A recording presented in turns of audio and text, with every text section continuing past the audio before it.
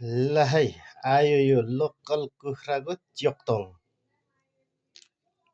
इ ट्याक्क लाएर यो च्योक्तोङ आज मैले यसलाई पर पर पर पर पर पर पर पर भुटेर आफैले खान्छु। त्यसका बाजे पहिले पहिले चाहिँ यो च्योक्तोङ हाम्रो गाउँतिर आइमाई मान्छेले मात्रै खाँदो रहेछ। यो आमाहरूले आज मैले यसलाई मस्ती फ्राई गरेर च्वाइ च्वाइ भुटेर आफै खाइदिन्छु है। यसलाई चिरा बनाएर अब म यो तातेको तेलमा च्याक्क हालेपछि यसरी मस्ती फ्राई हान्दिउँ यसलाई। यो च्योक्तोङ रातो रातो हुने गरेर हातैले चढाइदिउँ ल।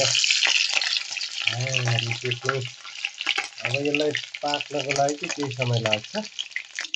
ल अब चाहिँ यो पाक्यो जस्तै भयो है। रातो रातो भएर ल्यायो। ट्याक्कै यसरी फ्राई हानिदिएको छु। यो च्योक्तोङलाई बाँकी नराख्ने, सुरुमै यसलाई पड्काउने हो। यो मस्ती फ्राई गरेर अझै एकछिन होस्। ल अहिले चाहिँ भने यो गजबले पाक्यो। अब यसलाई निकालेर मैले साइड लगाइदिउँ। ट्याक्क लाएर यतातिर साइड लगाएपछि यो सेलाएर बस्छ। दाजै दिदीले आज यस्तो माया गरेर लोकल कुखुरा पठाइदिनु भयो रहेछ। ट्याक्क लाएर यसरी फ्राई हाल्ने। यो चाहिँ छुट्टै हो। ध्यानमा लगाएर यो आमा बाउलाई छुट्टै फ्राई यसरी।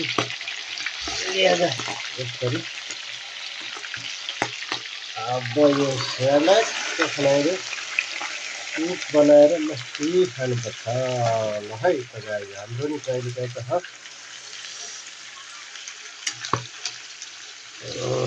गजब। अहिले यतिकै राख्नु, छोपेर राखौँ। यसलाई मजाले फ्राई गरेर राख्नु। अब केही समयलाई छोपेर राख्छु ल। यसको बादमा म चाहिँ यो च्योक्तोङलाई स्याट पारेर खाइदिइहाल्नुपर्छ।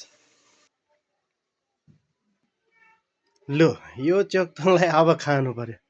अब लेडिज फर्स्ट भन्थ्यो। अब सबै चिजमा महिला पुरुष बराबर भनेपछि यो अब मैले खाएर बराबर।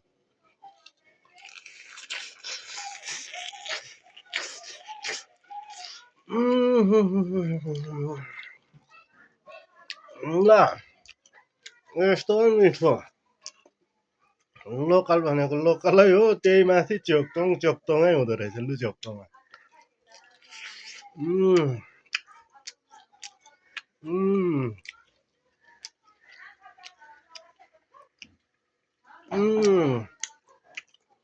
ल गजब मिठो। ल ल है यस्तो चाहिँ मैले फर्स्टचोटि खाएको। सबैले डायमन्ड डायमन्ड भन्थ्यो।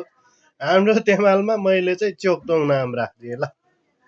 बाई बाई सबैलाई।